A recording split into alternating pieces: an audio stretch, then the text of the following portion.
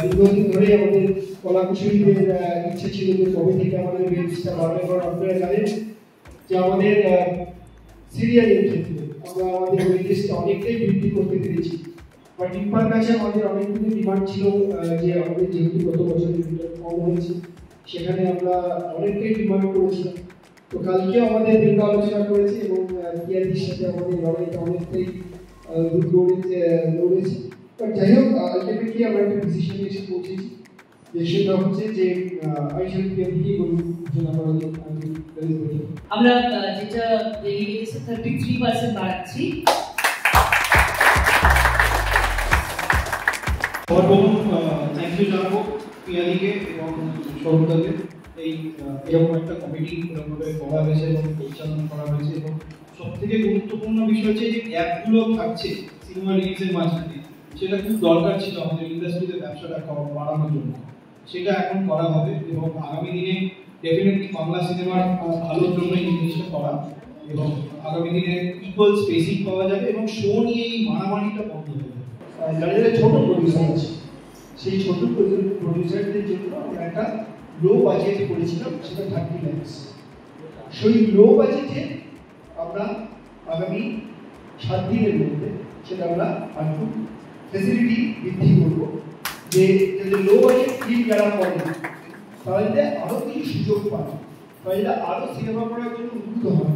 আমার যেটা সব থেকে ভালো লাগছে যে একজন নতুন প্রযোজক হয়ে প্রডিউসার আজকে যে ডিসিশনটা নেওয়া হয়েছে এবং যেভাবে আমাদের এই কমিটি ডিসিশন নিয়ে যেদিকে জিনিসটা এগোচ্ছে, আমার মনে হয় অ্যাজ আ প্রডিউসার সত্যি নতুন প্রডিউসার একদম আমি just one film old as a producer, তো সেই জায়গা থেকে আমি সত্যি খুব রিলিফ পেয়েছি, কারণ কোথাও না কোথাও আমিও নতুন প্রযোজক হিসেবে সেই জায়গাটা পাচ্ছি। এবং আমিও যে আমার ছবিটাকে ডিসিশন নিলাম যে কোনোভাবে নতুন ডেট ফিক্স করবো, তো সেখানে আমাকে প্রমিস করা হলো যে আই গেট দ্যাট প্রায়োরিটি, যেহেতু আমিও পিছিয়ে আছি। একজন নতুন প্রযোজক হিসেবে সত্যি এটা খুবই সাহস জায়গায় এবং পরবর্তীকালেও সাহস করে ছবি বানাতে পারবো। যে কিছু কিছু জায়গায় এত ওয়ার্কিং আওয়ার্স হয়ে যাচ্ছে, তো আমরা সাথে স্পেশালি যারা একদম ডিরেকশনে আছে শিবপ্রসাদ একদম মানে যেখানে রাস্তায় দাঁড়িয়ে মাঠে দাঁড়িয়ে ফিল্ম জায়গায় নিজে ডিরেকশন অভিনয় করেন, তার অভিজ্ঞতা অনেক। এছাড়াও যারা ডিরেকশন দিচ্ছে তাদের সবার সঙ্গে আলোচনা করে একটা জায়গায় আমরা ভিত্তিতে এসেছি যে 16 থেকে 18 ঘন্টা একটা নিয়ে আলোচনা চলছিল। সেখানে আমরা ঠিক করেছিলাম যে মিনিমাম 16 ঘন্টা একটা শুটিং হবে, আর তারপরে যদি হয় 18 ঘন্টা। বাট টিম্পার তরফ থেকে একটা আবেদন করা হয়েছিল যে সেটা কি অ্যাজ এ হোল 18 ঘন্টা করে দেওয়া হয়। তো আলটিমেটলি আমরা সবাই মিলে নিয়েছি যে কিছু জায়গায় তো আমাদের আলোচনার ভিত্তিতে মানতে হয়, তো এটা আমরা ঠিক করেছি এবার থেকে 18 ঘন্টা আমাদের ম্যাক্সিমাম ফিল্মের ক্ষেত্রে শুটিং করা যাবে। 20 আওয়ার্স আমাদের ম্যাক্সিমাম শুটিং করা যাবে।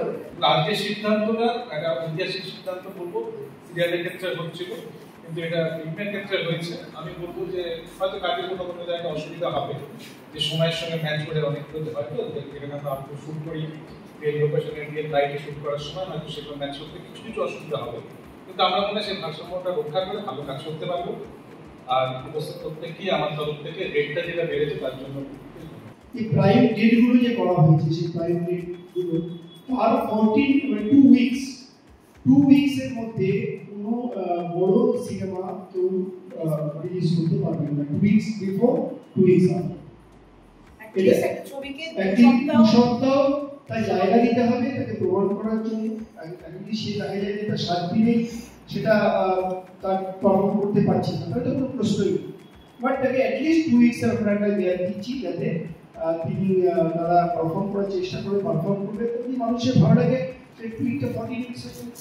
ধন্যবাদ জানাবো আমাদের প্রেসিডেন্ট আমাদের ইয়াসিন গুপ্তকে এবং আমাদের ফেডারেশনের সভাপতি এবং আমাদের এই যে এই স্ক্রিনিং কমিটির আমি বলবো যে মূল কর্ণধার সৌরভ বিশ্বাসকে, এবং ওরা যদি হস্তক্ষেপ না করতেন এবং ওরা যদি একটা সম্ভবতভাবে আমরা যদি সবাই মিলে ইন্ডাস্ট্রির সমস্ত প্রযোজক যারা আছেন তারা যদি একজোট হয় এবং এক্সিবিটর এবং ডিস্ট্রিবিউটার যারা যারা স্ক্রিনিং কমিটি রয়েছে তারা যে একটা এত সদর্থক একটা সিদ্ধান্ত নেওয়া হয়েছে, আমার ধারণা আমি যতদিন ফিল্ম ইন্ডাস্ট্রিতে কাজ করছি এত সদর্থকভাবে এরকম একটা সিদ্ধান্ত খুব কম দেখা গেছে। আমার মনে হয় এটা একটা বৃহত্তর আমাদের ইন্ডাস্ট্রির জন্য একটা খুব বড় পদক্ষেপ। আমি ধন্যবাদ জানাবো স্ক্রিনিং কমিটির সমস্ত সদস্যকে, ইনফার সমস্ত সদস্যকে এবং সবাইকে। একটা ঘটনার সাক্ষী আমি ছিলাম গত জুলাই মাস থেকে, যখন আমাদের ধুমধুমের ছবিটা রিলিজ হচ্ছিল, যে কিছু হিন্দি সিনেমার সামনে ধুমধুম রিলিজ করা খুব কঠিন হয়ে যাচ্ছিল। সেই সময় আমাদের মাননীয় মুখ্যমন্ত্রী মমতা বন্দ্যোপাধ্যায় তার নির্দেশে এবং তার সাহায্যে আমাদের মাননীয় মন্ত্রী অরূপ বিশ্বাস লন্ডনে পরপর দুটো মিটিং করেছিলেন। সেই মিটিংয়ে কিছু নির্দেশ দিয়েছিলেন। সেই নির্দেশের ইয়েতেই হচ্ছে ধুমধুম যখন রিলিজ হয়েছিল হিন্দি ছবির সাথে কোনো সমস্যা হয়নি। তো এইখান থেকে দাঁড়িয়ে আজকে আমরা আমাদের মাননীয় মুখ্যমন্ত্রী মমতা বন্দ্যোপাধ্যায় এবং মাননীয় মন্ত্রী আমাদের দাদা অরূপ বিশ্বাস, তাকে সবার আগে আমাদের ধন্যবাদ জানানো উচিত। আমরা আশা করি সবাই সেই আমাদের অবদানের কথা ফিল্ম ইন্ডাস্ট্রি কোনো কিন্তু ভুলে না, আজও যাতে আমরা না ভুলি সেই জন্যই ধন্যবাদ তাকে জানাচ্ছি। আর এই স্বরূপ এবং পিয়াকে এবং আমরা সবাই মিলে যে কাজটা করে যাচ্ছি, এটা কয়েক বছর চললেই বাংলা ইন্ডাস্ট্রির আবার একটা ভালো দিক ফিরে আসবে। অর্থাৎ আমরা ঠিক করেছি যে আমরা 11টা প্রাইম ডেট আমরা আজকে আপনাদের সামনে বলবো যে আমরা 11টা প্রাইম ডেট ফাইনালাইজ করেছি। সেটি হচ্ছে সরস্বতী পুজো, ভ্যালেন্টাইন্স ডে, 23 জানুয়ারি, ঈদ, পয়লা বৈশাখ, সামার ভ্যাকেশনকে আমরা দুটো ভাগে ভাগ করেছি, 15 মে এবং 29 মে, এবং 15 অগস্ট দুর্গা পুজো, কালী পুজো এবং 23 ডিসেম্বর নববর্ষ। এই হচ্ছে আমাদের টোটাল 11টা আমরা প্রাইম ডে ফেস্টিভ্যাল ডে যাই বলুন সেটা আমরা করেছি। এই 11টা ডেটে যে প্রাইম ডেটটা বা প্রাইম টাইম সেটা হচ্ছে, এছাড়াও নন প্রাইম টাইমে আমরা একটা যে পলিসি আজকে আলোচনা করেছি আমাদের কমিটিতে, যে আমরা প্রত্যেকটা প্রডিউসারকেই বলেছি উপাধি একটা মেল করে দিতে 2026-এ তাদের কি প্ল্যানিং, কতগুলো সিনেমা। বেসিক্যালি একটা কথা আছে না, united we stand, divided we fall. এই যে কমিটিগুলো ফর্ম হয়েছে, ঠিক আছে, আর যেভাবে আমরা কাজ করছি, আমার মনে হয় আমরা একটাই প্ল্যাটফর্মে এটা একটা চেষ্টা করছি ইন্ডাস্ট্রি কী করে আরও ভালো করে আমরা এগোতে পারি, ঠিক আছে, আরও ছবিগুলো মানে ভালো ব্যবসা করতে পারে আর আমরা বাঁচতে পারি। বিকজ আমরা একটা বড় ক্রাইসিসে আছি, আর এই ক্রাইসিস থেকে বেরোবার জন্য এই কমিটির হেল্প যেটা করছে, it's like hats off to the committee and the members. এছাড়াও দুটো ক্যাটাগরি, দুটো করে সিনেমা যারা করবেন সেটারও কয়েকজন নতুনভাবে তারা করেছেন, যার ভিতরে জিৎ এন্টারটেনমেন্ট রয়েছে, তার ভিতরে অঙ্কুশের কোম্পানি রয়েছে, তার মধ্যে বিয়া সেনগুপ্ত তার তিনিও উদ্যোগ নিয়েছেন বৃহত্তর স্বার্থের জন্য এই সিনেমা তৈরি করার ক্ষেত্রে। এটা একটা প্রাথমিকভাবে একটা তৈরি করবার জায়গা, যাতে ইন্ডাস্ট্রিতে সিনেমার সংখ্যা বাড়ে, কাজের জায়গাও বাড়ে, প্রযোজকরাও আরও জায়গা পান এবং পরিচালকদের ক্ষেত্রে সুযোগ আসে, টেকনিশিয়ানদের ক্ষেত্রে সুযোগ আসে, আরও যারা কাজ করবেন কাজের পরিসর এবং পরিধি যারা পাবেন। আমি আমাদের যে স্ক্রিনিং কমিটি আছে তাদের প্রত্যেক সদস্যকে আমি ধন্যবাদ জানাবো এবং বিশেষভাবে ধন্যবাদ জানাবো আমি স্বরূপ বিশ্বাসকে, কারণ ও একেবারেই আমার সঙ্গে প্রায় কাঁধে কাঁধ মিলিয়ে কাজটা করছে এবং আমরা সবাই মিলে যেভাবে সমস্ত প্রডিউসারদের একত্রে করতে পেরেছি এবং তাদেরকে সকলকে, মানে এটা তো বুঝতে পারছি, সকলকে সন্তুষ্ট করাটা বিরাট ব্যাপার। সেখান থেকে আমরা নিজেরাও ভাবতে পারিনি এত সুন্দরভাবে একটা সলিউশন বেরোবে বা স্ক্রিনিং কমিটির কথা প্রত্যেকে মেনে নেবে এবং আশা করছি আগামী দিনে আমরা বাংলা ছবির স্বার্থে এবং উন্নতির স্বার্থে এইভাবেই চালিয়ে যেতে পারি।